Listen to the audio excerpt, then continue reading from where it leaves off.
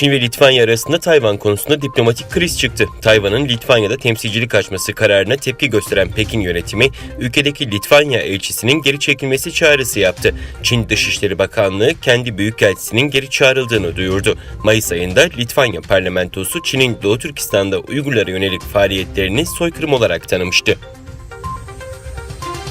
Almanya'da koronavirüsle mücadelede aşı olmayanların günlük yaşamları daha da zorlaştırıldı. Aşı olmayanlar kapalı mekanlara test sonucuna göre alınacak ve testler ücretli olacak.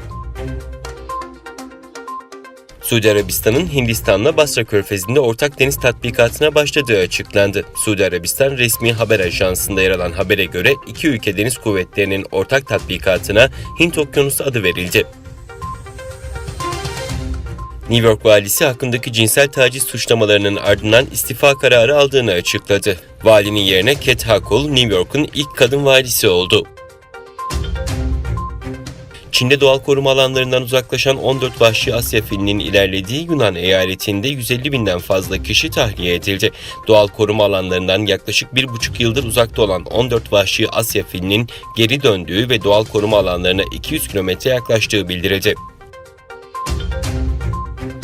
İran güneyindeki Kerbela kentinin belediye başkanı Abir el-Hefaci'nin uğradığı suikast sonucu hayatını kaybettiği açıklandı. Irak Kerbela Valiliği belediye başkanı Abir el-Hefaci'nin kentteki kaçak yapıların yıkılmasına ilişkin denetimleri sırasında silahlı saldırıya uğradığını duyurdu.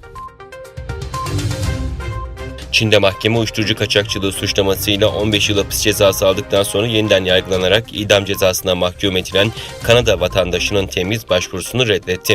Kanada vatandaşının yeniden yargılanması Çinli teknoloji şirketi Huawei'nin sahibinin kızı ve şirketin mali işler direktörünün ABD'nin İran'a yönelik yaptırımlarını delmek suçlamasıyla 1 Aralık 2018'de Kanada'nın Vancouver kentinde gözaltına alınmasının ardından gelmişti.